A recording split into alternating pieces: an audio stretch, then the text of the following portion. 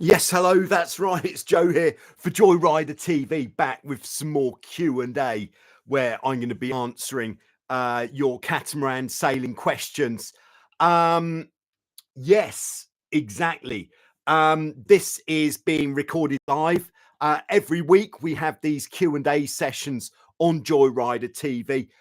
They go out at the moment, the time is 6:30 Greek time, which would be earlier if you go west, later if you go east. I think that's how it works. So as usual, I'm going to steam in with the first preloaded question just to get the ball rolling while everybody's tuning in. You can, of course, if you've got any questions which you would like answering in an upcoming Q&A session and you're not watching live, just put them in the comment section below and I will answer your questions next week as a preloaded question. So the first one is coming in from Hobie Getaway Speed Sailor Declan in Sweden, who it's the first time this question's come up actually. It's regarding trampoline lacing and what material is best to use for trampoline lacing. All right, so before we answer the question, let's just take the question, let's just dig a little bit deeper into the question. So if we, this box is a trampoline. So one style of trampoline lacing is that which is most ubiquitous on such boats as, well, most of the older Hobies like the Hobie 18, 15, 14 and 16, where it laces like this. And the other main style of trampoline lacing would be like this,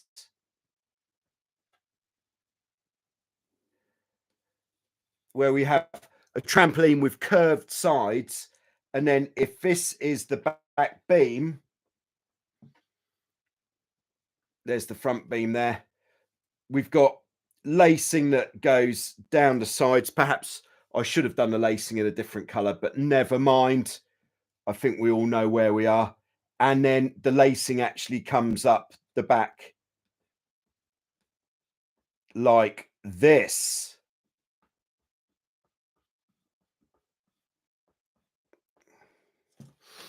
All right. So on let's call this the Hobie style of trampoline lacing. I think it's pretty straightforward how it works. The rope at the back pulls it this way, the rope in the middle pulls it inwards. And whenever we're lacing a trampoline, we're looking to get it as tight as possible. I don't believe there's ever any kind of argument in how tight should your trampoline be. As tight as possible would be the correct answer. The only thing that we have to be aware of when we're tightening a trampoline is on a trampoline like this, where you have these eyelets which the rope goes through. So that eyelet would be close to the edge. And if you pull it too tight, if you see it kind of pulling away from the material like this, then you're pulling it too tight and you actually pulling the eyelet out of the trampoline, which unfortunately the cure for that is to take the trampoline off the boat and take it to a sailmaker to repair. That is quite a time consuming job. And if it's the weekend, there's a chance that will have to wait until a weekday, so that could really hamper your sailing. So when you are tightening the trampoline, just pay really close attention to these eyelets, really look at it, pull it as tight as you can. But if you see it starting to pull away from the material, then that is your limit. Don't pull it any tighter. on these style of trampolines, which you might find on an F18, would obvious choice.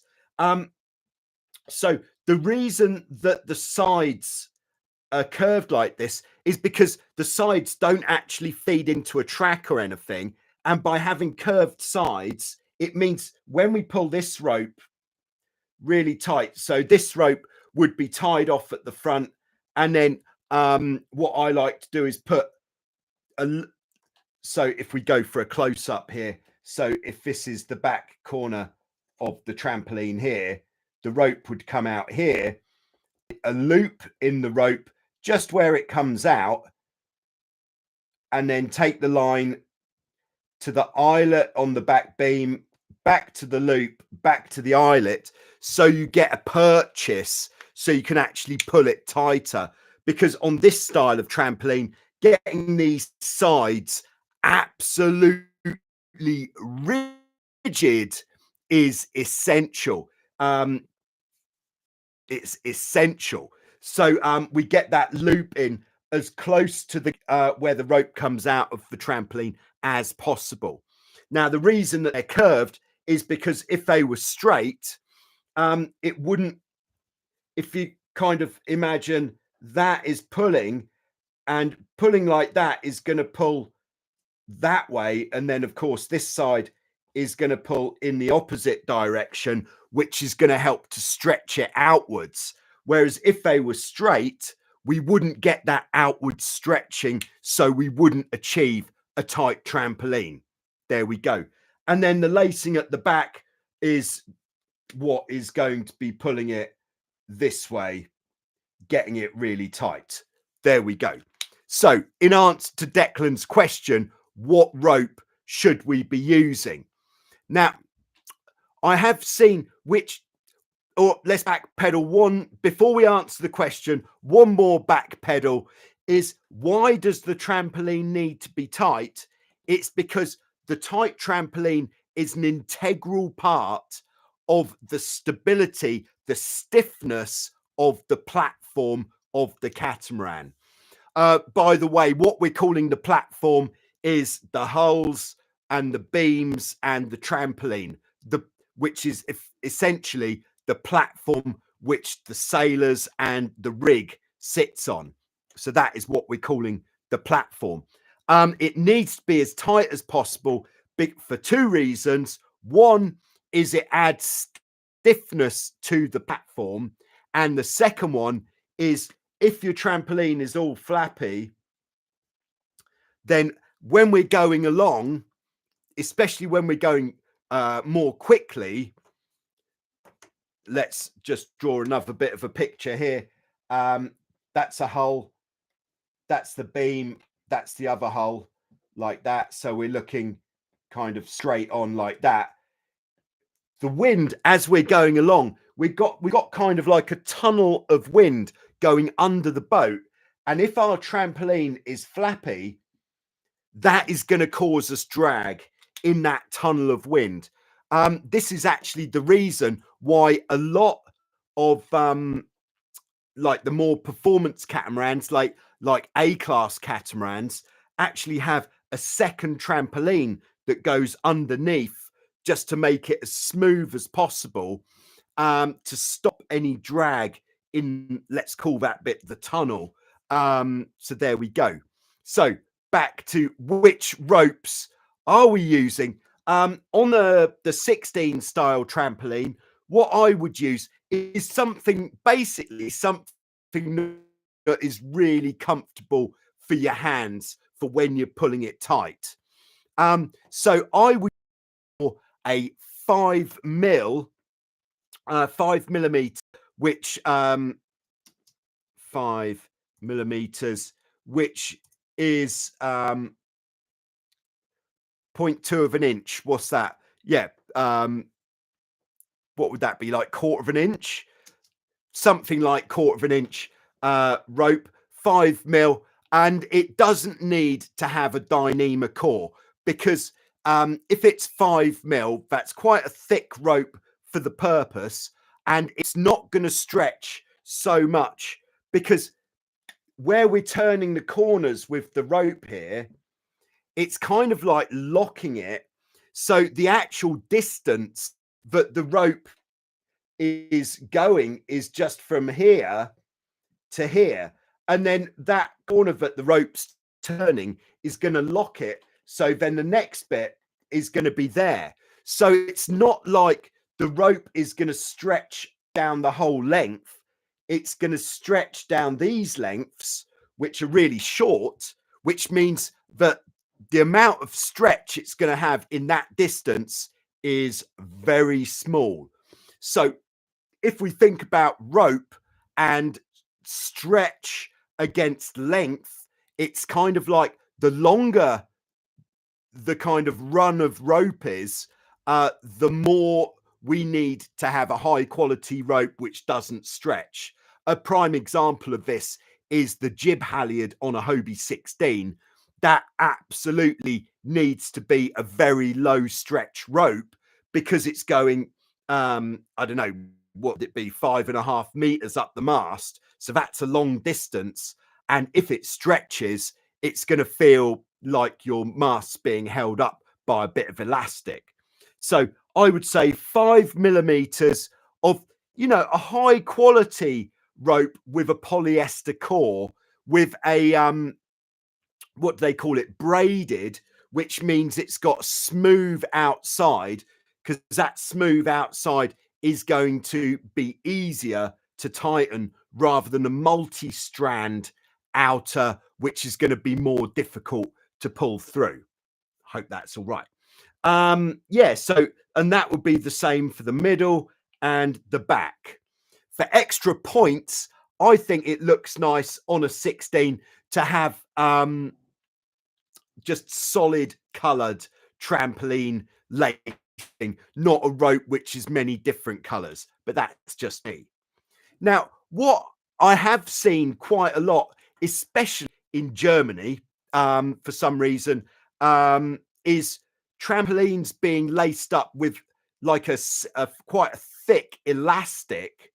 And I'd have to say that this perplexes me, why this is something that is used, because the elastic, yes, you're going to be able to get it quite tight. Yes, your trampoline is going to be a bit bouncier, but is it going to actually add that structural support to the platform? I would say probably not. So I really don't know the science behind why that is a thing that is used in, I've seen it used quite a lot on German boats. Oh, and it, I see in the comments from is it Jean or Jean? It's the same in France, and I find it works well. Yeah, so if it works, that's fine, but I just don't get quite sort of how or why it works, because that elastic's going to stretch a bit. But if your boat feels good and your platform seems really stiff, then yeah, crack on. If it, like, I think a wise man once said, if it isn't broken, then don't break it, or don't try to fix it, because it's fine. Maybe this is something I'll do for an upcoming video, is actually to try the thick elastic trampoline lacing method to see how that works. All right, so jumping on to the Formula 18 style boat, which I believe this sort of style of lacing is this, perhaps Declan can actually let me know in the live chat, is this the style of trampoline on a getaway, or is it more like, let's call this option A and this option B? Just a single letter would do in the live chat. But on option B, the rope's used for that. Now, this is where the juice comes in. For the side lacing, I would use a 3 or 3.5 mil.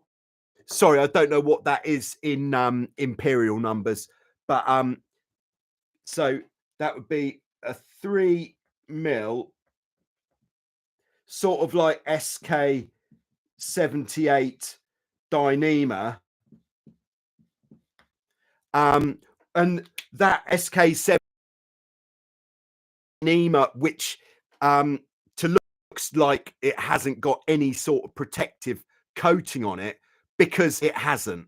There's no protective coating, so it's not good rope for running through something continuously, like if you were a control line. It's not a very nice rope for holding in your hand, so would be terrible as like a jib sheet or something.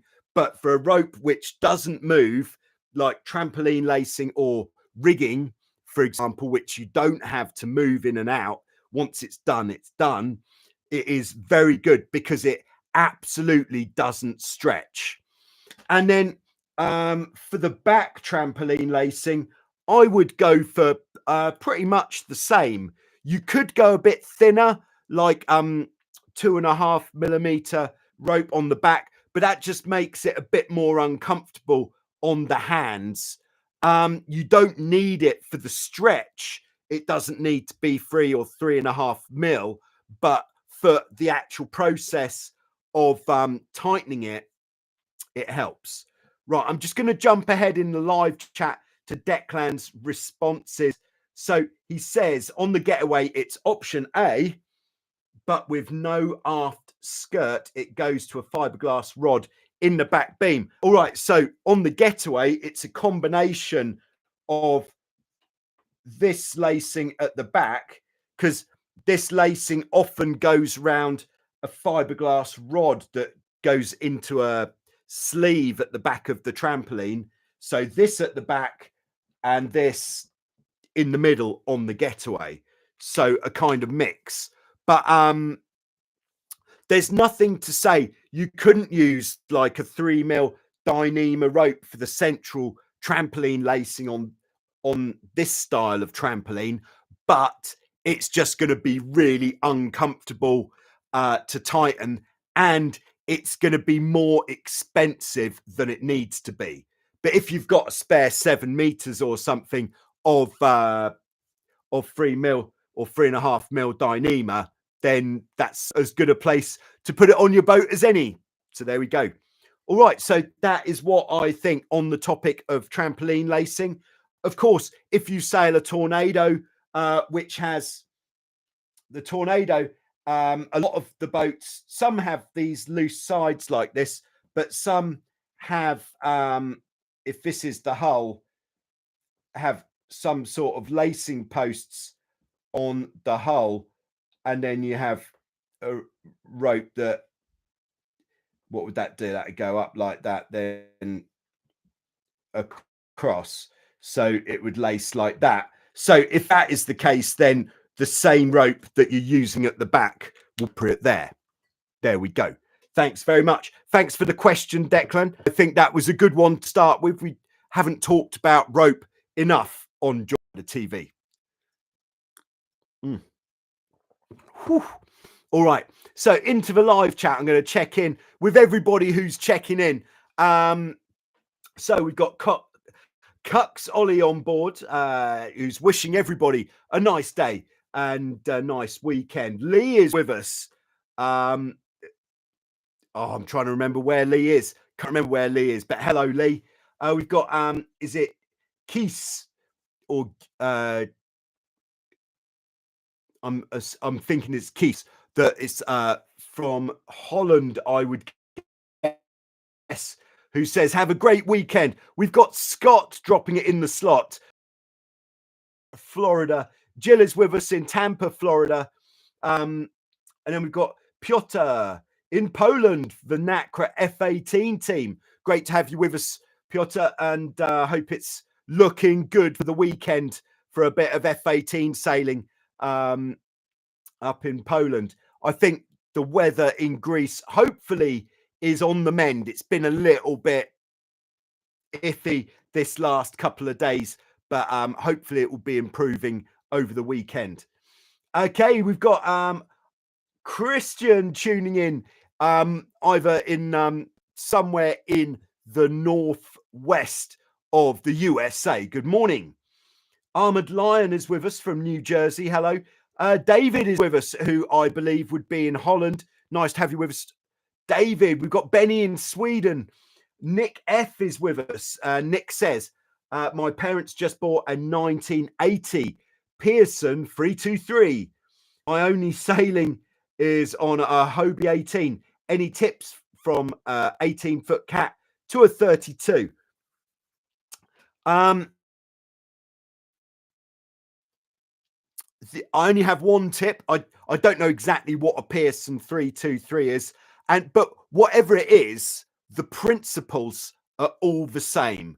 But I think one principle when moving onto a big, I'm assuming this is some sort of keelboat or big catamaran, or anyway, something much bigger, is on a much bigger boat, there is just more momentum because of the weight. So the boat won't slow down as quickly as a small catamaran will. Like something like a Hobie 18, if you turn that bad boy into the wind, even if you're going from like 15 knots, it will probably stop in 2 or 3 boat lengths, whereas a bigger, heavier boat is going to take much longer to slow down. But all of the principles are exactly the same between cat sailing, keelboat sailing, yacht sailing. Everything is the same, essentially, in my experience. All right. Declan says, just in from setting my new SK78 rigging. Very nice. I think we could squeeze the getaway above 20 knots this summer. Let's see how we go there. All right, we got Simon, Cayman Islands. So, and he says it's sunny every day. That's very nice. Yeah, I'm waiting till that starts to happen here in sunny Greece. By the way, if you're thinking, I might have said this last week actually, what has happened to this video production machine that is Joyrider TV? Why have we only had one mini cat video this week? Why hasn't there been some steaming high speed Hobie 16 stuff? Or where the heck is Bad Boy 94? Well, unfortunately, I have somehow damaged my knee and just waiting for that to get a bit better before I put it in harm's way, because apparently it can get worse if you are not careful. But it is, as you can imagine, it is very much my intention to get the video production machine working so that it works. There we go. That is what I'm saying right now. Okay, so Mr. Tony KP is on board in Ebeltoft, Denmark. Nice to have you with us. All right, Clee33 Abel says, I just use paracord. Yeah, I've heard. I don't think paracord is a specifically what we'd call a marine, like a boating kind of rope. But I've heard it is extremely strong, very low stretch. So I think that would work very well. And it's probably more readily available from suppliers that aren't necessarily boating suppliers, which would mean that it's probably not as expensive as specific boating string. There we go. All right. Lee is at Big Bear, California, and sails a Tornado. Thanks for that, Lee.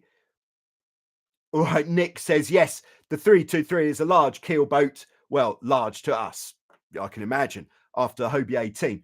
All right. We've got Glideson on board in Brazil. Great to have you with us. That has brought to my mind the topic of subtitles on the videos that are going out on Joyrider TV. May have said this before, but if you think, why is there, or why are there subtitles on some of the videos but not all of them? It basically comes down to Google, because Google does the translations, or it does the English subtitles in the first place, and then it means I can then translate them in different languages. But for some reason, on some videos, the English subtitles are available almost the same day, but on other videos, it might take 5 days or even longer before the English subtitles are available. And it's only once those subtitles are available that I can actually put the international, the different languages onto the video. So it's not because you've been forgotten or anything like that. It is just because I'm waiting for Google to catch up. There we go. All right, we've got Kevin on board in Illinois. Hi, Kevin. Great to hear from you. Have you ever sailed a Supercat? They seem really beefy. No, I believe the Supercat is only a boat which was ever... I think the Supercat was probably... This is a real bit of guess, but I think maybe early 80s, early to mid 80s was when these boats were produced in the biggest numbers, and the biggest numbers were mostly in the US of A. So not many Supercats, if any at all. Please correct me if I'm wrong, but not many Supercats have made it across to Europe. So for that reason, I haven't used one. Now, interestingly, while I was in the US of A, I met up with the name eludes me, but I met up with a chap in a Waffle House, would you believe, who was an art director on Hollywood movies. I don't know if this is top secret, but so the name has been withheld just in case. But he'd worked on the sequel to Avatar. What's it called? The Way of the Water. And there's a scene where there's a catamaran. This was incredible. A catamaran with the actors on it, loads of action in the movie. And this catamaran started life as a Supercat 20. And I basically got shown the whole process of turning it from a normal Supercat 20 into this piece of Hollywood boat in a big movie. Absolutely incredible. And I did ask, are we going to be able to use all this footage and photographs in Show Us Your Cat? He said, we're going to have to ask Marvel for permission, and then we're going to have to ask Disney. And I thought, it's not going to happen, is it? Okay, so that's my Supercat story, the latest one, just in. So there we go. That was very cool to see that, though. Anyway, oh, hello, Declan says, could you do some video of rope breaking strain for ropes of different ages? Wow. Yes. He says you must have a good variety of ropes at Wildwind. Would be great to see when ropes fail over time. Yeah, there we are. I'll see what I can do. That's going to be a tough one to actually put an age to a rope, but we could certainly see how much pressure it takes to break some of this rope after a couple of years. All right, Gleedson says, okay, thanks for the explanation. Very glad to explain. I just didn't want it to seem that non-English native speakers have been forgotten, because I do appreciate there's a lot of people who really the subtitles really help. That's what I'm trying to say. All right. Jean or Jean in France says, would somebody be at the European Championships in the summer in Italy? Yeah, so the Hobie European Championships are being held on Lake Garda mid-July this year, mid to late July. So is anybody going to be there this summer? I would love to be there myself, but it's actually going to be at the same time as the Tornado World Championships, which are also going to be in Italy, which is where I'm going to be. So there we go. So I'm not going to be there, unfortunately. All right, Lee says, here's a bit of info. All right, so Jill and I sail with Jason Sanchez and Herb James at my club here in Gulfport. It's a small sailing world. Yeah, so Herb James and Jason Sanchez were the two fastest Hobie 14s at the North American Championships. Oh, that's very cool. Well, send on my regards if you see them. All right, we've got some info in from Eric. Nice to have you with us, Eric, as always. And this is directed at Nick, who's going keelboat sailing. Some words of wisdom here. Keep your hands clear of the winches. I found it easy to do on a Hobie. It's not a problem. There's a lot more force on the lines on the bigger boat. So if you are not careful with those winches, you could seriously damage yourself. Thanks for that, Eric. That is some very good safety information. All right, Lee says, when sailing my Tornado on a fast beam reach, my leeward hull dove under and I nearly pitchpoled. I instinctively released the main sheet and turned upwind, barely preventing a pitchpole. What is right to do? This is a fine question, actually, Lee. And this actually is quite well linked to a preloaded question that I've got from Laura, who I was actually sailing with in the midwinters on the 16. So we'll go through yours specifically first, and then we'll go through Laura's question afterwards. So if you're beam reaching and you get a gust of wind and the bow starts diving, what is the best thing to do if your intention is to stop the bow from going in? Do I need the board at this point? No, it just feels like I do. Yeah, so option A. So you're sailing along, beam reach. Some people call this half wind.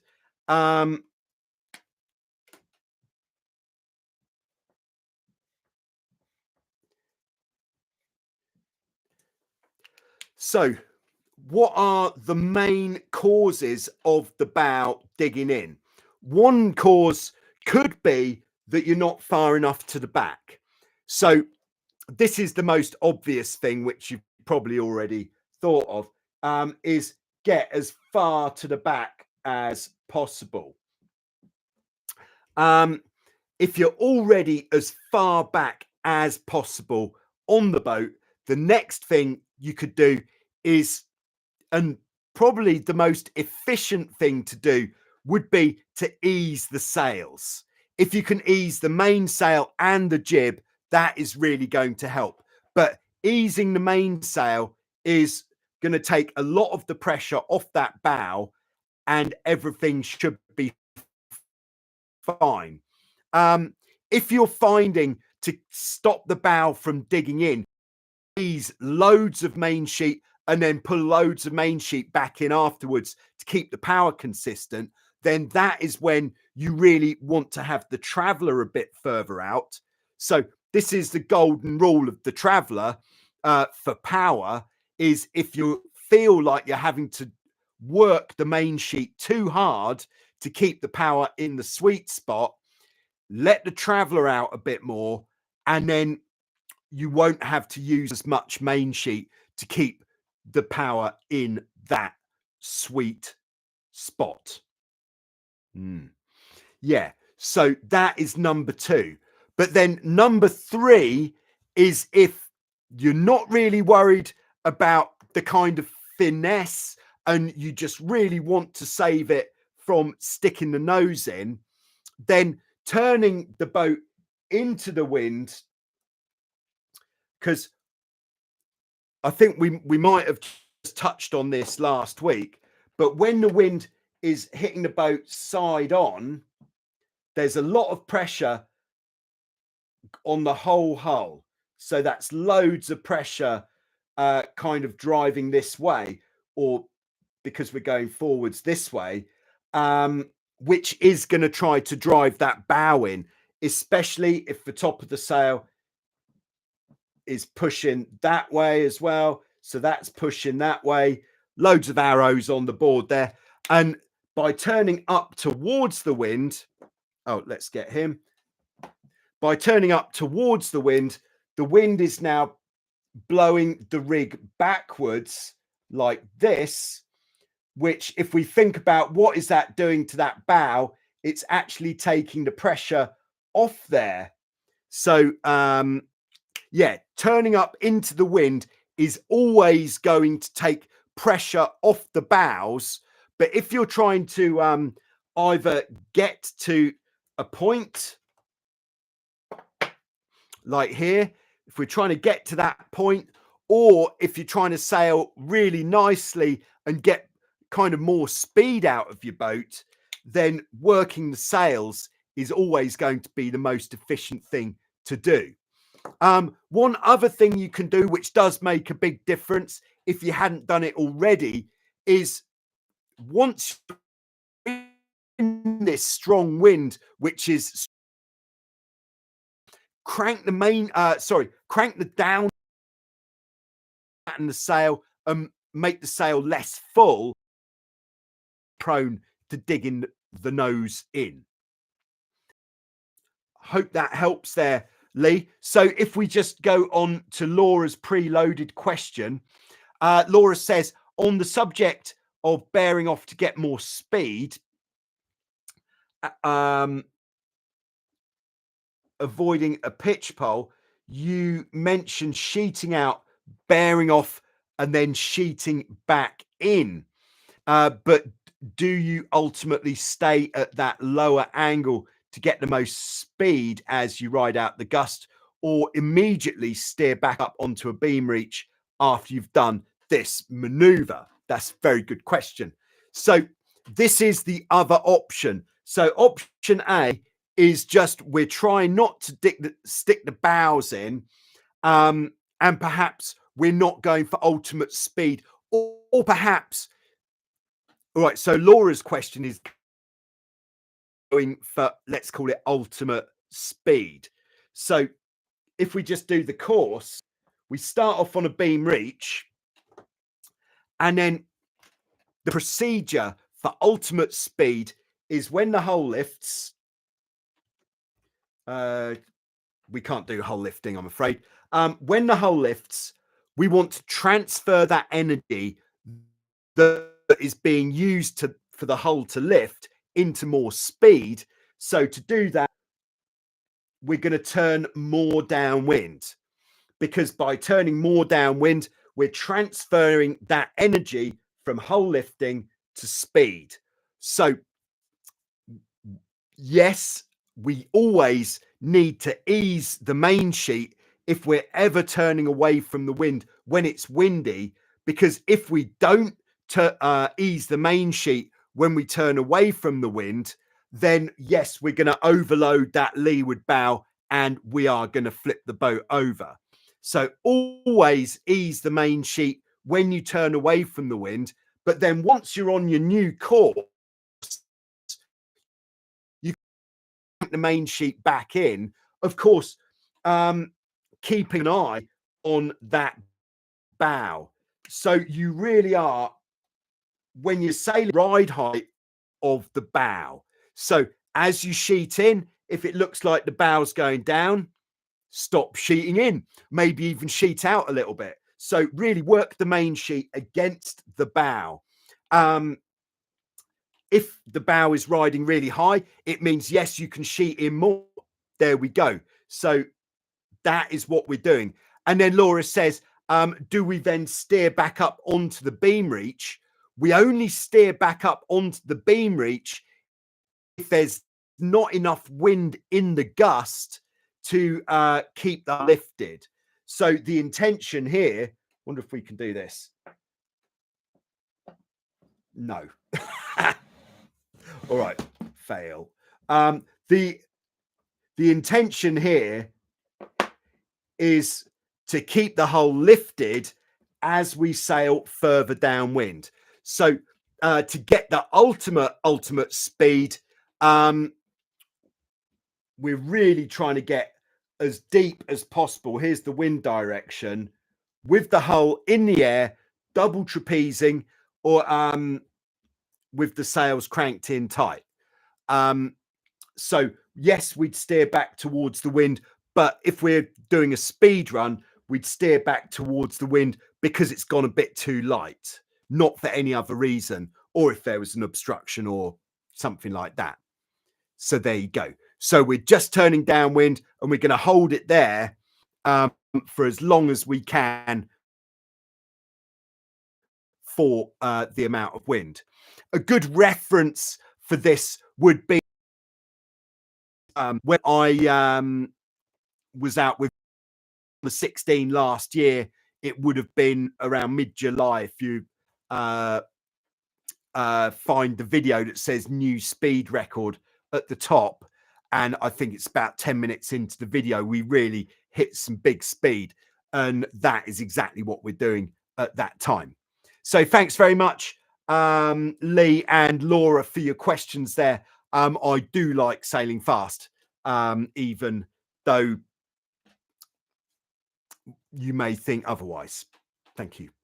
All right, Jean says, in the USA, are you sailing the Hobie 16 with the spinnaker? No, when I was in the USA, we were sailing the 16 in its standard format, mate. All right. So Nick says, thanks, Eric. Eric says, no problem. First time I headed on the mono, jumped off the high side, thought the boat was capsizing. It's different feeling, but the sailing is the same. Nice one, Eric. All right. Next preloaded question is from Tim, who Tim last week was asking about the Hobie 16 versus the Hobie 14, as I think it was as a good first boat. And we're now taking it one stage further, which is comparing that to the Hobie Wave as a good first boat. I think that the Hobie Wave is a fine choice of first boat, as it is. It was originally designed as a boat for less experienced sailors. It's the most uncomplicated catamaran that there is, I would say. It's just got one sail. Originally, it didn't even have a tiller extension. So there's one less thing. So if this is the platform, front beam is very far forwards on a Hobie Wave. There'd be the mainsail, and then from the rudders, I'll draw this in a different color. From the rudders, we have a bar like this, which actually is forwards of the main sheet, and you just steer by holding the bar, so you don't need to worry about how are you going to get the tiller extension around the back of the boat, that kind of thing. So it is a very practical solution as a first boat. It's better than the Hobie 14 if you are looking to sail solo and occasionally with perhaps other adults on the boat, or maybe you want to go 3 or even 4 people on the boat. The Hobie Wave has got much more volume, which means it can handle much more weight. It's made of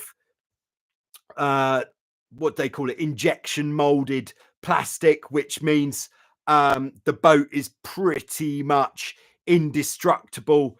It's maintenance free. In fact, the only maintenance on the Hobie Wave would be the soft parts and the rigging, like the actual hulls themselves.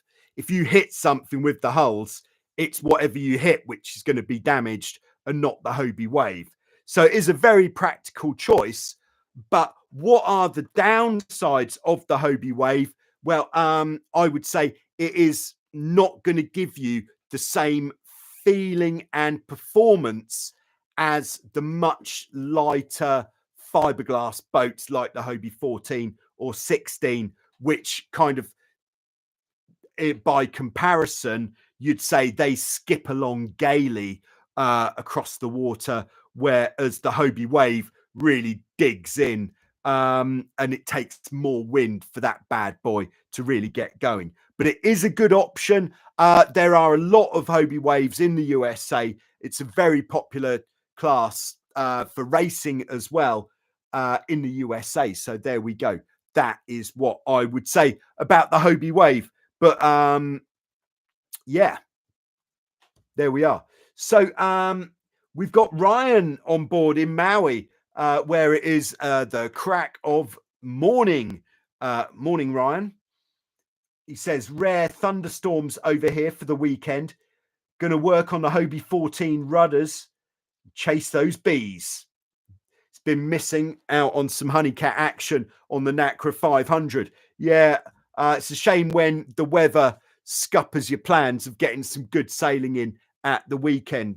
But I hope that your rudders prove to be compliant in the work that you give them. All right, so there we go. That is all we've got for today in the preloaded questions. So I think we're going to leave it there. So thanks very much. I hope this has been interesting or useful in some way, or just mildly entertaining. I'll be back next week with more Q&A, and I have got a number of videos that are on the list. Would you like to know what these videos are that are on the list, which are coming soon? Well, I'm going to tell you anyway. If I see the number of people watching suddenly plummet, then that would be that. I'll just mention the most interesting ones. One is rigging the boat on the water when it's really windy. Is it possible? How difficult is it? Would you like to see me struggle to put the mainsail up on, let's say, a Hobie 16 when it's really windy on the water alone? Can I even do it? We're going to take a look at that. Another good one on the list is it possible to put the mast up on the water? So what would be an example of that? I don't know, maybe if your mast just fell down, and if the mast fell down and you managed to connect it and you wanted to put it back up on the water, we're going to see if it's possible. We're going to do a bit of Hobie Tiger versus Tornado, see what the speed difference is. We're going to look a bit deeper into racing starts. Oh, yeah. What else on the list? What to do when it's just too windy. How do we survive and get back home? We're going to have to wait for quite a windy day for that one. What else have we got on the list which is interesting? We're going to do more on the racing rules. And the final one on the list, let's leave it at that for now, but there's going to be more. And one video on the list that I want to do is some like kind of adventure sailing kind of videos. Like a lot of people talk about camping. But I'm going to look at taking a catamaran into a cave. Yes, I am. Need to do that pretty soon before there's too many tourists about. All right, so back to the live chat. Rucksack Circus. Hello, Mr. Rucksack. Says, I'm looking to put new sails on my Hobie 14 Turbo. Any recommendations? If you are looking to compete in class for class racing, then you do have to use original Hobie sails, which you can either get from Hobie Cat themselves or find used ones.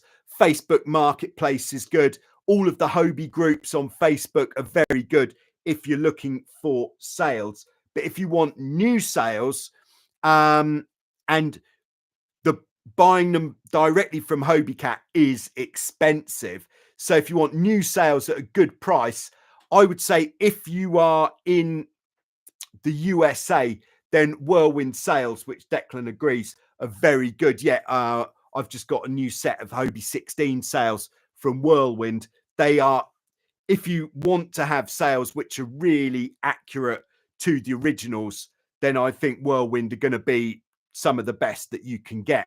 They're located in San Diego, I believe, or at least in California. Yeah, that would be the recommendation there. All right, everyone is Declan says yes to Tornado versus Tiger and the starts. Lee likes the idea of racing starts. All right, we'll get on to that as soon as possible. Okay, so on that note, I think I am going to wrap this up here. So thanks very much for watching. Don't forget to hit the like button if you liked it. The super sticker button is available if you want to buy me a beer or something else. Then thanks very much for that in advance. Otherwise, I'll see you soon with some more on Joyrider TV. Oh, yes.